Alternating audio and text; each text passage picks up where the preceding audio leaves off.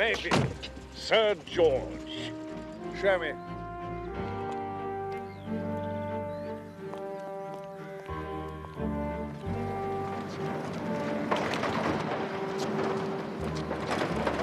Better be good. Downside too good for His Majesty's government, if you ask me. Expect too much the Defence Committee, Mayfield.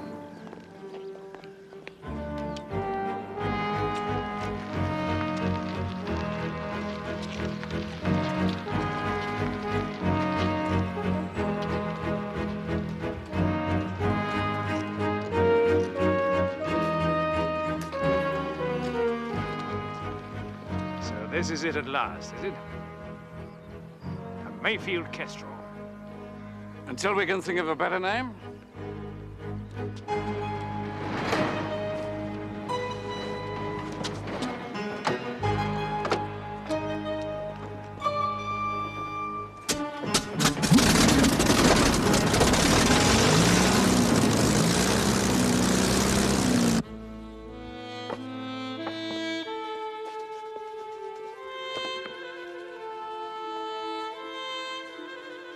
Petroleum jelly, Hastings. That is the secret. You rub it well in, and it will prevent the cracking, yes? How do you work out cubic what-you-call-ems? Comment? Cubic thingamies. How do you work them out? I mean, this ceiling's, what, 10 feet up, yes? So do you multiply 10? Hastings, I am trying to instruct you in the care of patent leather. Something that will be of use to you in later life. Well, so will cubic what's it? Suppose I had to survey something or something. You do not deceive me, Hastings. You are having these eccentric thoughts because of this girl of yours, huh? The student of architecture. Well, we never seem to have anything to talk about. I tried reading a book about Bernini. She's very keen on Bernini. I couldn't make head or tail of it. No, Hastings. Women do not wish to talk about Bernini and cubic thingamies. I don't know that she wants to talk about anything. She's never in when I call round to see her. I end up having tea with her mother every day.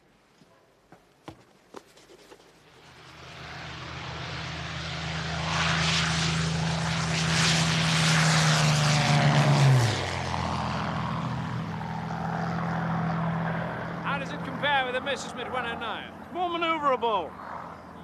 Got a turning circle of 800 feet. Visibility's better, too. Fuel injection? No. Pity. PM's very keen on fuel injection. Yes, he's right, but we just haven't got a reliable system yet.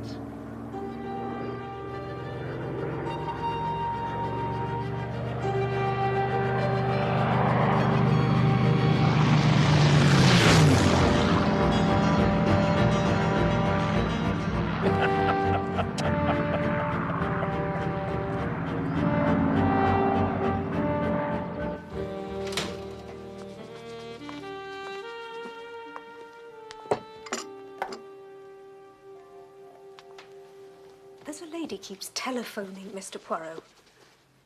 Sacre! What a terrible circumstance. There's no need to be sarcastic, Mr. Poirot. I was going on to say that I didn't put her through to you because she wouldn't give her name. Huh.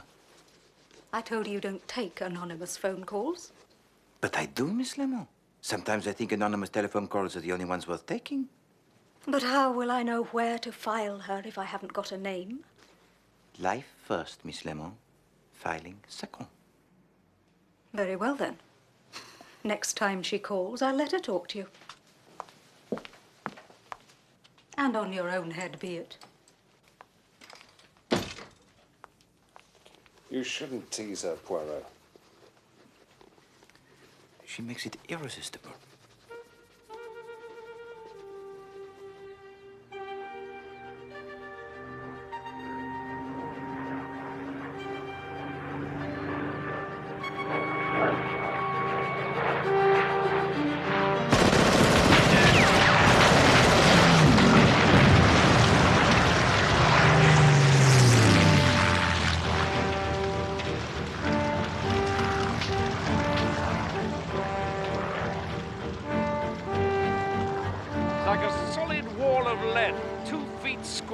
Coming straight at you.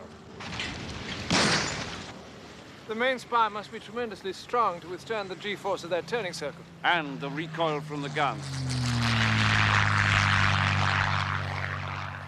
It's built up in layers, so the whole thing acts like a giant leaf spring. And we're still improving on it, too. But I can't go on pouring my own money into the Kestrel forever. You seem not to understand the position that the Defense Committee is in, Meyfield. They like you. Most of them are 100% behind you, but that Japanese business nearly brought the government down. One more scandal like that... There are no more scandals like that. You're saying they don't trust me. It's not a question of trust. Yes, it is. Very well, then. If they want me to prove to them that they can trust me, that's what I'll do. How do you mean? How will you do that? I've invited Mrs. Vanderlyn down for the weekend. Mrs. Vanderlyn? You mad? You've invited her down here? And before the weekend is out, I promise you I'll have hooked Mrs. Vanderlyn, reeled her in, and gaffed her. How? By using the plans of the Kestrel as a bait. You idiot! You can't go using top-secret papers like that. This is madness.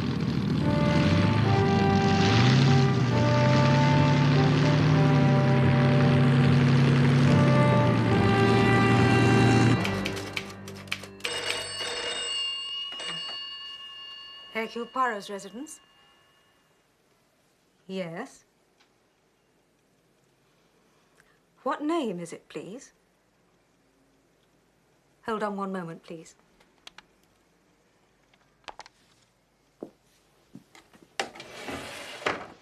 It's your anonymous telephone caller again. She's calling herself Miss Smith this time, but it's her. Put her through, Miss Lemon. Yes, Mr. Poirot. Are you there? Mr. Poirot will speak to you now. Hello. Monsieur Poirot? Yes, Miss Smith. I need to meet you, Monsieur Poirot. This is a national emergency. No, I can't come there. Somewhere where nobody will know us. I'm sure that can be arranged, mademoiselle. Where do you suggest?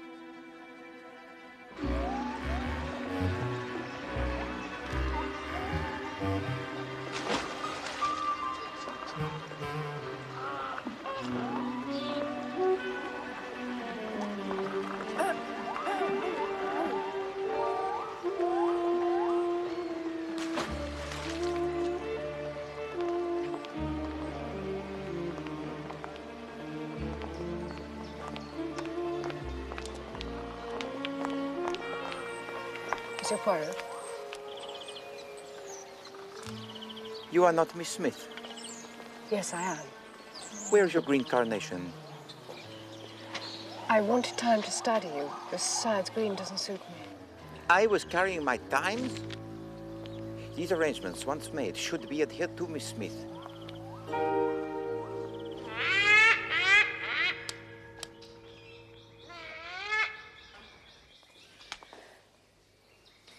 This is so difficult. My husband... Yes? My husband has invited a woman to stay this weekend at our house. No. Miss Smith, go no further. Poirot does not handle this type of work. No, you don't understand. This is a dangerous woman. I know that a man as distinguished in his field as you are wouldn't handle sordid domestic cases. There's more at stake here. I see. My name is not really Miss Smith. I am astounded. My name is Meyfield, Lady Margaret Meyfield. And who is Lord Mejfild? There isn't one. I'm only Mrs. Meyfield, really. But my father was an earl. And who is this dangerous woman you talk about? Mrs. Joanna Vanderlyn. Mrs. Vanderlyn is rumoured to have pro-German sympathies. There was a scandal 2 years ago with the young Marquis of Lowestoft. He shot himself. Yes, I remember. Mrs. Vanderlyn was involved? Yes. It was thought that he'd passed on to her certain secret information. I did not know that. It was kept hushed up as much as possible. His regiment had been involved in testing the Galahad tank. And you think... My husband is engaged in a lot of projects that are crucial to the future of this country if an enemy should gain access. Surely you do not suspect your husband of treachery? No, of course not.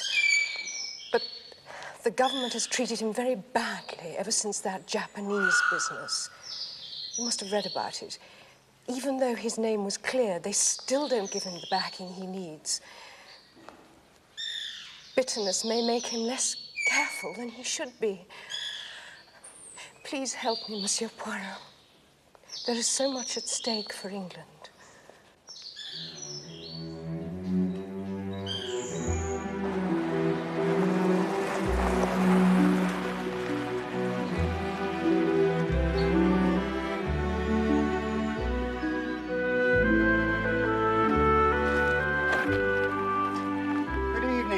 Hello, Dawson. Where is everybody? On the lower terrace, Lady Carrington. We can only put our trust in the League of Nations. Pray for peace. Isn't that a rather peculiar thing for an arms manufacturer to do, sir? What is it Beverly Nichols calls you? Merchants of death?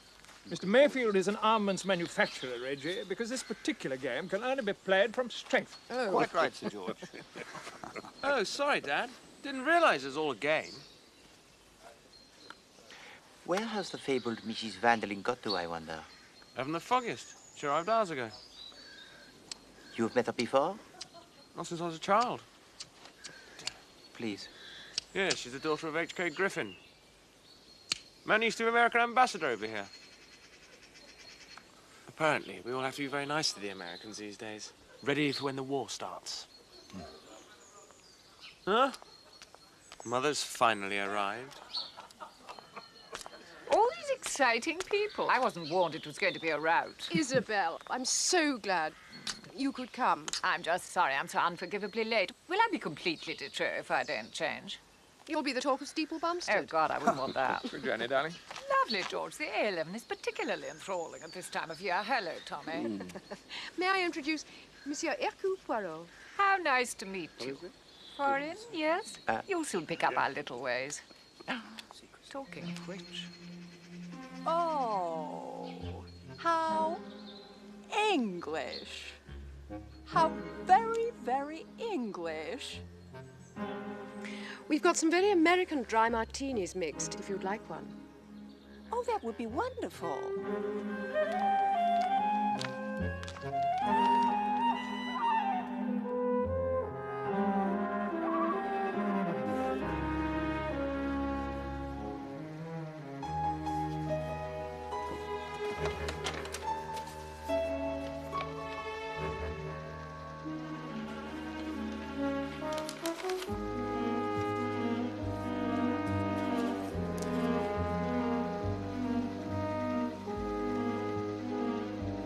Trouble with the Foreign Office is he's very long on protocol.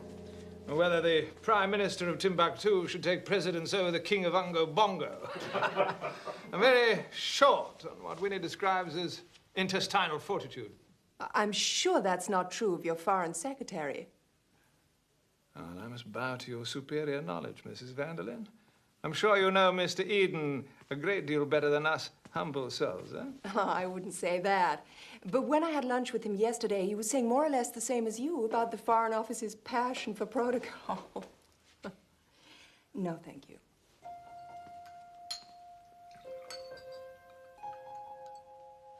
I refuse to let men waste their time drinking port when there's bridge to be played. Sir George? You see what sort of a woman she is. The sort of woman Mrs. Vanderlyn is does not make a matter of national importance. I do hope you're right. Monsieur Poirot.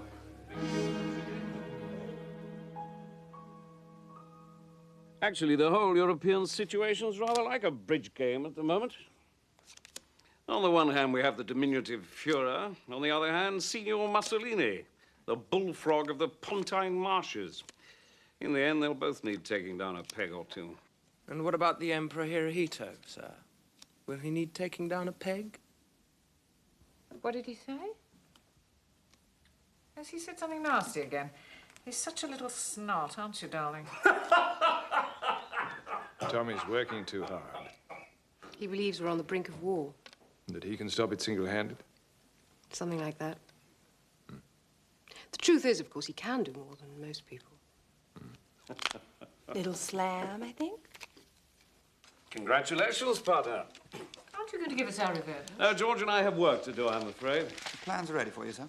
We'll join you in a minute. Come along, George, if you'll excuse us. Well, I will take a promenade in the garden before turning in. It will clear my brain. We might have done that before we played cards. Madame is too agreeable. Good night.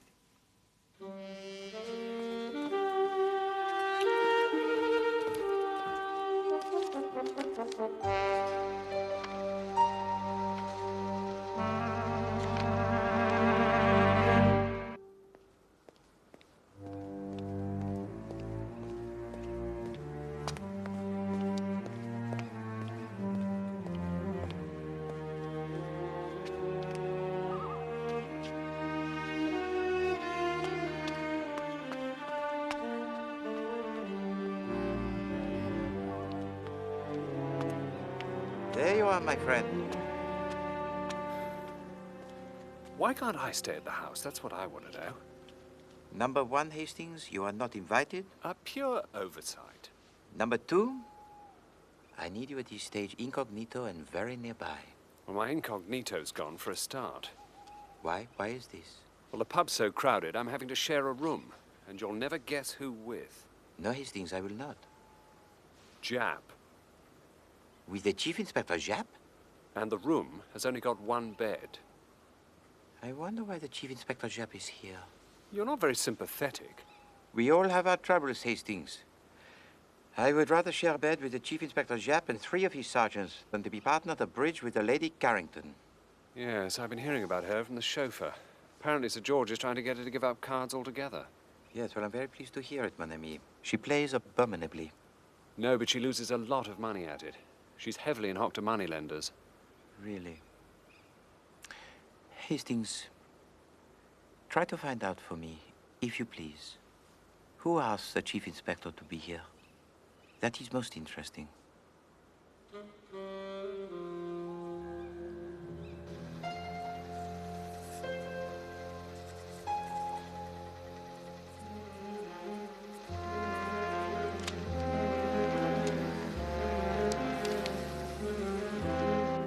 Night, Monty.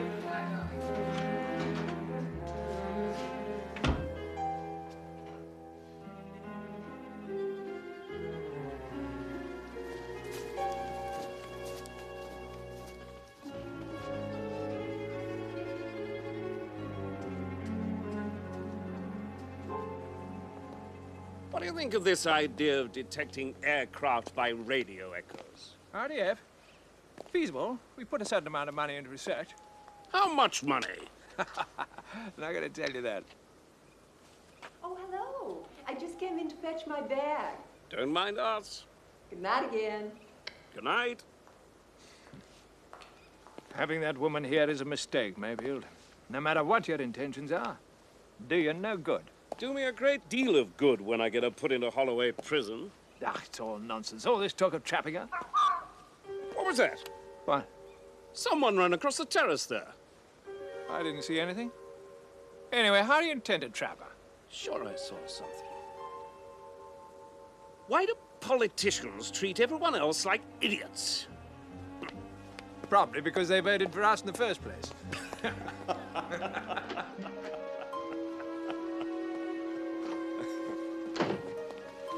I've laid everything out on the desk, sir. Will you want me any more tonight? No, we'll probably be late. You might as well turn in. I'll lock these away myself. Right. Good night, Mr. Meyfield. Sir George. Just a minute. You've forgotten the most important paper. I don't think so, sir. Sheet number 3, the mathematics for the aluminium stressing. I put it on the top. Well, it isn't here.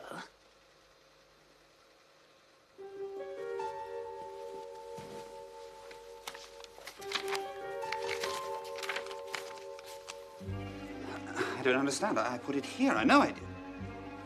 No, you must have made a mistake. It must still be in the safe.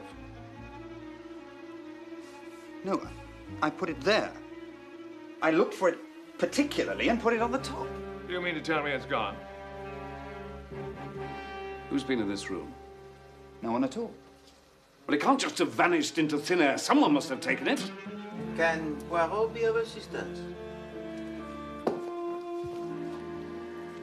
Finding the lost property is something of a profession of mine. What is missing? This is a matter of national security. I think we should alert Inspector Japp. Telephone him at the Three Crowns, would you, Mr. Carlyle? Where does that door lead?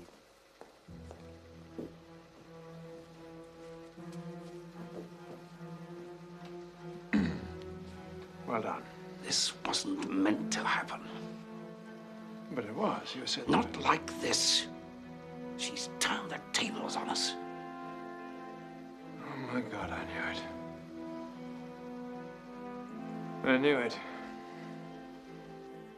I told you not to play with fire. What am I going to tell the PA? Nothing for the moment. We mustn't panic. I'm damned if that woman's going to get away with it.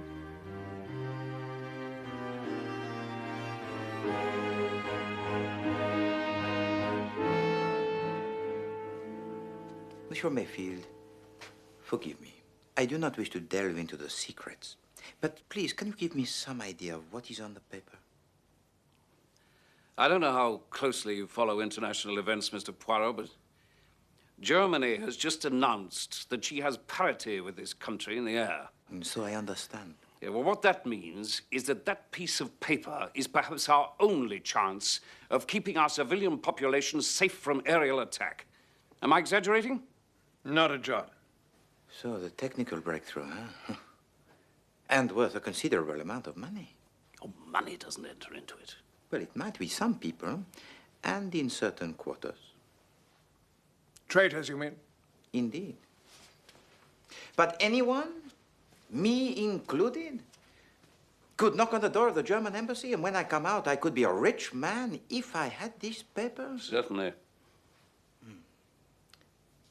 Monsieur Carlyle, before I went for my promenade in the garden, you volunteered to get the papers ready in here? Yes. And shortly after that, everyone else went upstairs to prepare for the bed? I presume so. I don't know. Yes, they did. Mrs. Vanderlyn came down again. Indeed. That's right. She'd forgotten her bag. Ah, the old gasp, huh? Oh, no, pardon. The old wheeze. To return for something you say you have forgotten. Quite. Monsieur Carlyle, after you had opened the safe and got out the papers, did you leave the study again even for a moment? No, not for a second. So, everyone else was upstairs preparing for the bed, except Mrs. Vanderlyn, who came down for her bag. And yet, the plans are stolen. Monsieur Carlyle, do you still want to say you did not leave the study? I don't know what all this is about, Poirot. Carlyle has been my confidential secretary for 9 years. He has access to all my private papers. He could have made a copy of that sheet any time he liked, with no one being any the wiser. Why would he need to stage a rather clumsy robbery? Thank you, Mr. Mejfield. If Monsieur Poirot has any suspicions, I should like all my belongings searched. No, Monsieur Carlyle. I cast not the aspersions. It is a small problem merely, but a problem that will agitate the little gray cells most adequately. With Carlyle on guard all the time, I don't see how anyone could get into that room.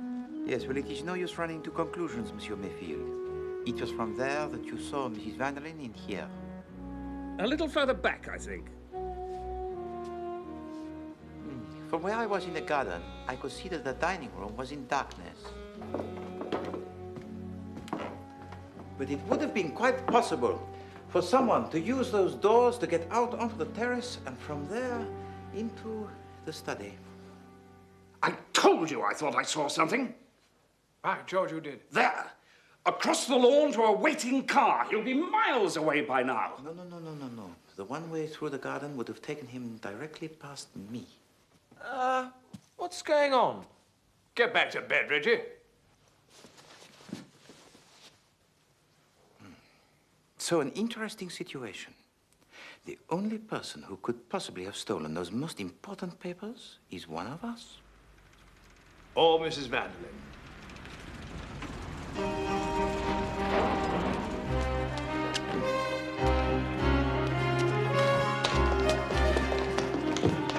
Mr. Mejfield, Sir George, Poirot, what's all this then about a theft? A very important secret paper has been stolen from my study, Chief Inspector. Right, lads, fan out. Whittaker, take the north end of the house. Dobson, the upstairs landing. Beales, the servants' quarters. It is not perhaps as simple as that, mon ami. Whoever stole this paper will not leave it lying around where we will find it. Leave this to the professionals, Poirot. Missing documents are an everyday occurrence to my lads. I'll bet. And who might you be? His son. Thought I told you to go to bed. Sorry, Chief Inspector. It's all perfectly simple, really. You see, we know who stole those papers. Indeed. George, I don't think we should... A guest in this house, a Mrs. Vanderlyn. Really? Oh, well... So I suggest we get straight up there and... Pardon me for asking, sir, but how precisely do we know this Mrs. Vanderlyn? Can't go into details now. A matter of national security.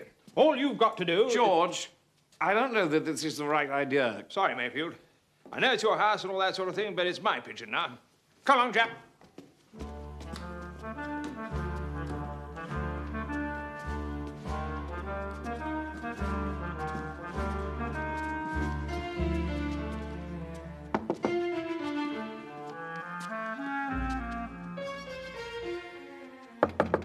Mrs. Vanderlyn? What is it? This is Sir George Carrington. I have the police with me.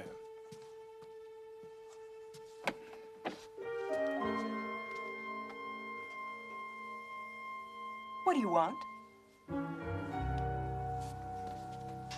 I'd like you to get dressed, Mrs. Vanderlyn, and accompany me to the local police station.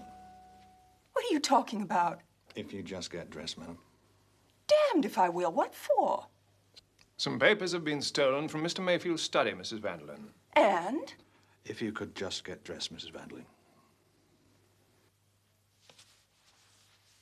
Did you plan this, Mr. Meyfield?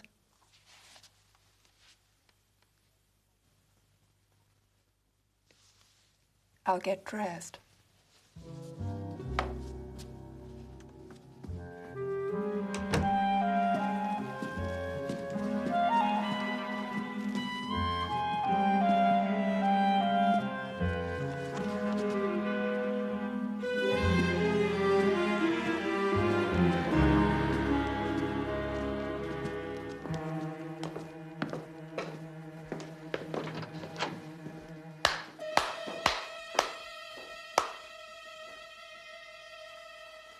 You'll join us at the station, Mr. Meyfield?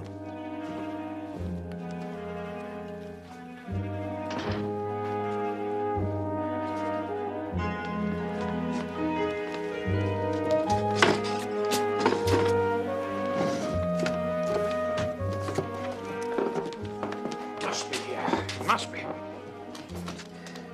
Where's she hidden it, Poirot? You're used to this sort of thing.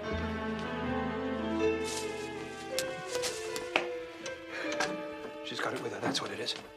They'll find it when they search her.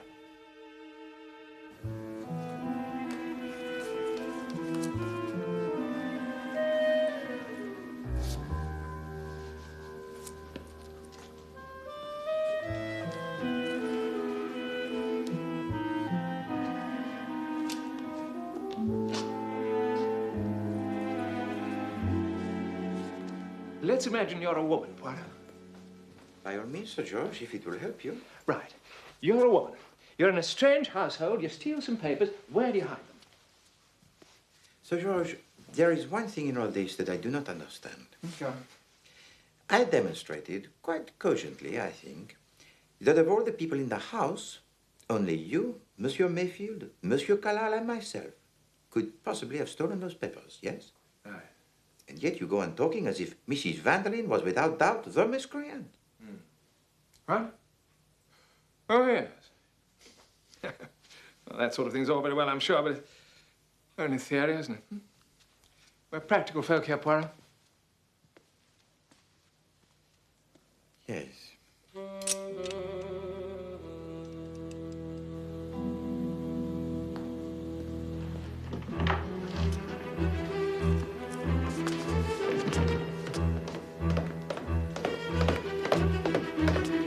Nothing, sir.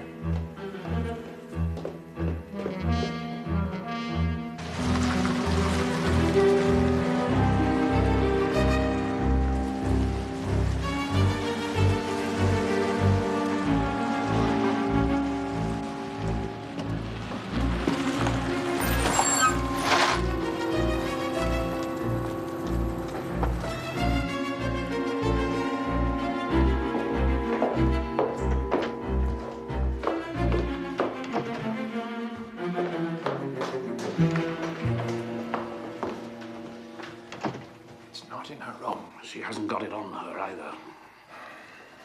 This is a disaster, Meyfield. She must have hidden it somewhere to collect it later. Froggy thinks she didn't do it. Froggy knows she didn't do it.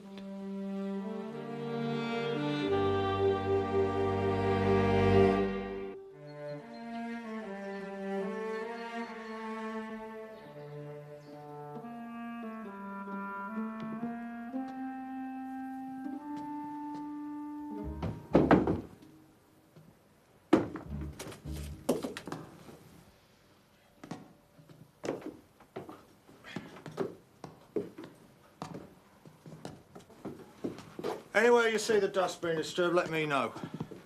Just one sheet of paper we're looking for, remember? Could be anywhere.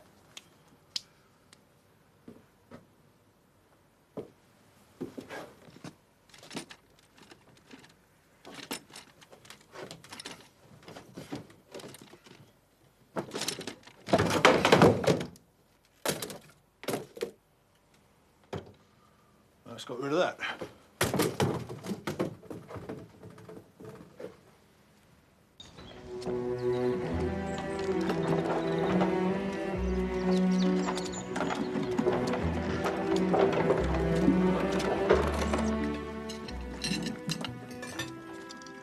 Poirot, my dear fellow, I promise you, you've never had anything like it. You know those boots he wears? Bang. The other one, crash. When he finally gets into bed, it's worse. Worse? He talks in his sleep. Now I've got you, young fellow, my lad. Jab of the yard, strikes again. I thought I'd go mad. Every time I manage to drop off, he starts shouting. Stand back, lads, he's got a blancmange. Some of the things he was saying were enough to make a cat laugh. I can't take much more of it, Poirot. I've been through 3 days of a Jerry barrage. Where is he now? Gone back up to the house. Oh, by the way, I found out who asked him down. It was Sir George. Not Monsieur Meyfield. Apparently not. Bon. Just as I thought. What happened about Mrs. Vanderlyn? Oh, she's leaving this morning in a great, huff, yes? In fact, the whole house is quite deserted. Lady Carrington and Reggie left after breakfast. Hastings, I want to ask you something. Ask away. Last night at dinner, one of the guests said something to Monsieur Meyfield about Japan. What is it about Japan, Hastings? Well, this is a few years back, when the Japs took it into their head to invade Manchuria. The press got hold of something about Mayfield's company supplying them with the howitzers they were bombarding Shanghai with. Turns out eventually that the press had got hold of the wrong end of the stick, as per usual. But by that time, there'd been questions in Parliament and God knows what. And a lot of the mud stuck. Hastings, I must go back to the house. Well, give me half a second, I'll drive you. I want to change the plugs this morning anyway. I thought I'd do it up there. No. I need to walk. And to think.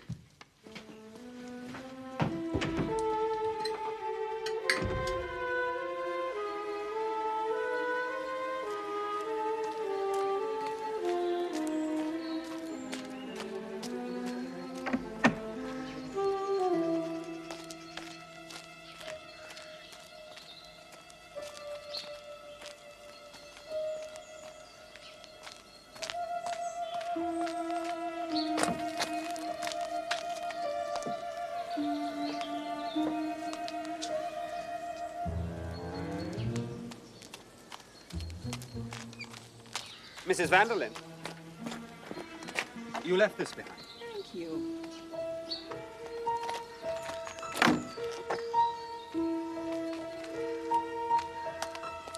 Ekston.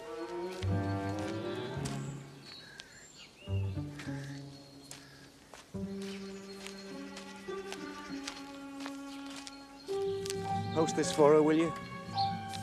She'll only forget.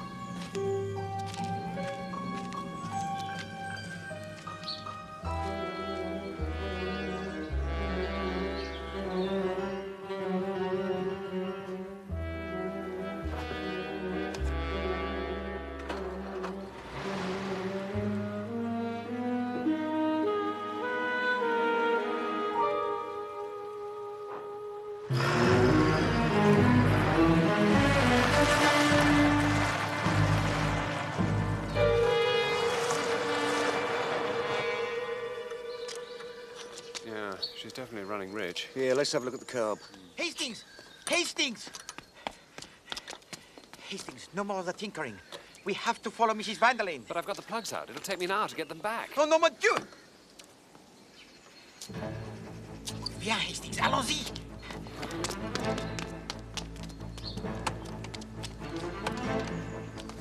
Hey!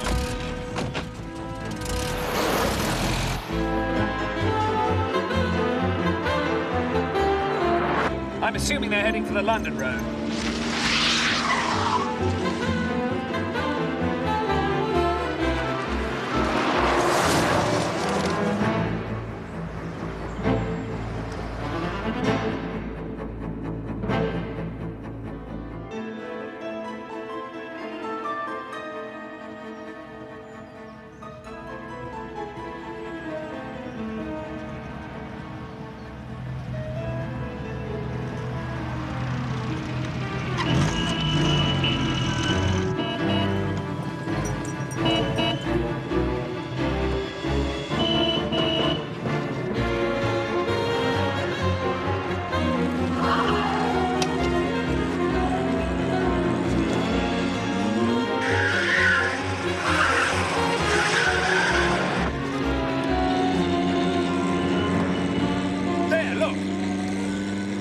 Don't let them see us, Hastings.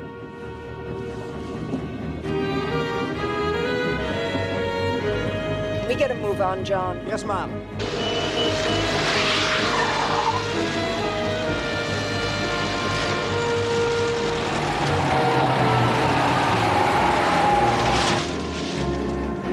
Damn! What is it? They should have turned left on the A11. Why is that, Hastings? Because that's the road to London. Where are they going then?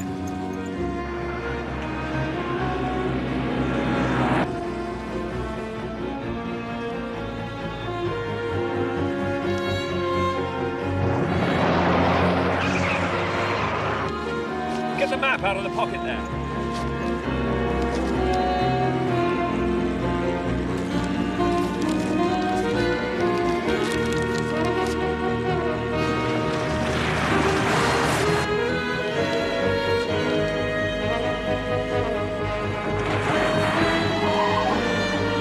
Hold tight.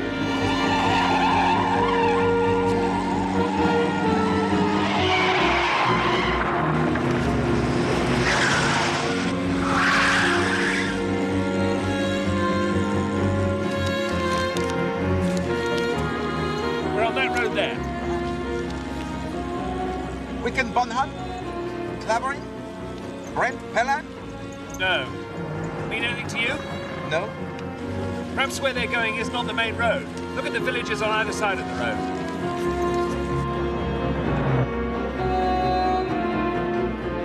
Hare Street?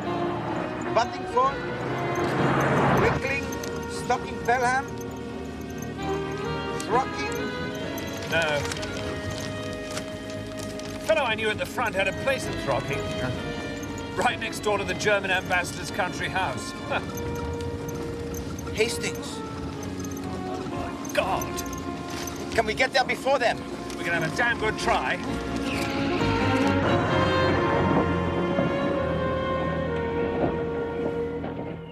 Where is it? I don't know. It was on the salver in the hall. Dawson, put it there. It seems just to have disappeared. Oh, God, can nothing go right?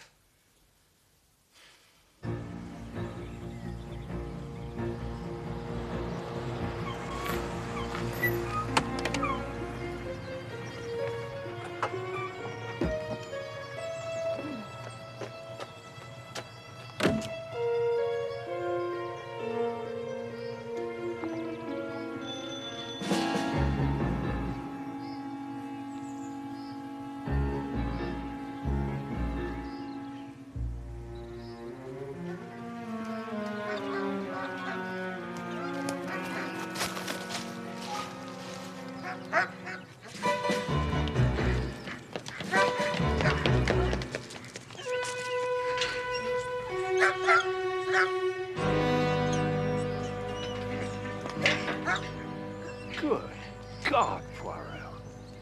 Yes, Hastings. We have seen enough. Come, my friend.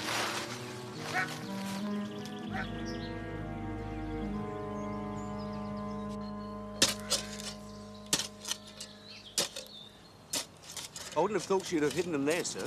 Have you got any better suggestions, Constable? No, sir. Poirot! You have to trust me, Margaret. I do trust you, Tommy. Everything you've worked for is at stake, though. It'll be all right. Who is it? Bonjour. What do you want, Mr. Poirot? I have come back to tell you that the plans have been safely delivered. Delivered? To the German ambassador. I'm sure Herr von Eckensdorf was very pleased. Tommy, what are we going to do? Also, Lady Margaret, I found this from one of your guests. It needed to be posted. Give me that. I don't want to read it. The address is probably a little cigarette shop or a newsagent, Monsieur Meyfield, huh? From which you can collect it at your leisure? No need to go into that, Mr. Poirot. Let sleeping dogs lie. No, Monsieur Meyfield. Between the husband and the wife, there should be not the sleepy dogs. I have no wish to read a letter belonging to one of my guests. Really? Suppose I tell you that this was written by Mrs. Vanderlyn, and that I could guarantee that you would not understand one word of it.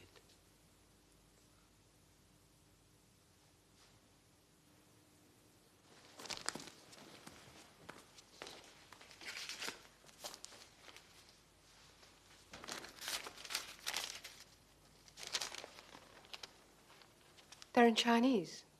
Japanese. But Tom's signature's at the bottom.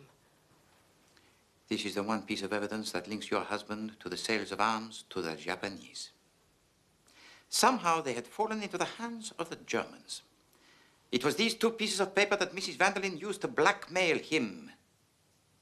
She said, however, she would exchange them for the plans of the Kestrel. Oh, Tom. If he was seen to hand over those plans to Mrs. Vanderlyn, he would be ruined anyway. So it had to look as if somebody had stolen them. And although he tried to persuade us that he saw this mysterious figure on the terrace, it was Monsieur Meyfield himself who stole those plans. It was the safest way. And they were securely in his pocket throughout the whole farce of Mrs. Vanderlyn's arrest. And you keep saying everything's going to be all right. It will, darling. You... Let me pass. Let me pass. Sir George. I've had enough of this, Meyfield. What's going on? I've been kept totally in the dark. No, Sir George. The Germans have got the missing papers. What? And you, Monsieur Carlyle, I imagine you know this as well as anyone? The German High Command now has plans of our new fighter, on which they'll have to waste 6 months of concentrated effort before they realize they've been sold a pup. Pup? Pup? What's a pup? The little dog, Sir George. Little dog? Oh, pup. Sold a pup? The plans were doctored. The maths doesn't make any sense. But it'll take them a lot of work to find that out. Good God. You cunning old devil.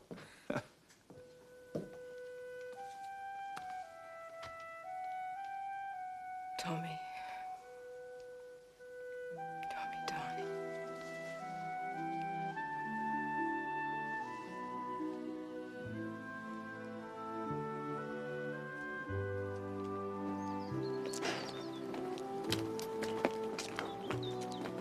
Goes against the grain, letting that Vandalin woman go scot-free. Ah, she will pay eventually, mon ami. For the moment, let her enjoy what she thinks is her triumph. If you ask me, it just shows the dangers of meeting anonymous women at the zoo. In you go, Jap. Well, Lady Margaret got what she wanted anyway. Her and Meyfield are all lovey-dovey again. Must be depressing for you when that sort of thing happens, eh, Poirot? What sort of thing? Well, everything working out for the best. Some married couple ready for a second honeymoon. Orphaned children reunited with their parents. Yes, it is hard. But we must put on it a brave face, huh? And not allow cheerfulness to keep breaking through. Drive on, Hastings.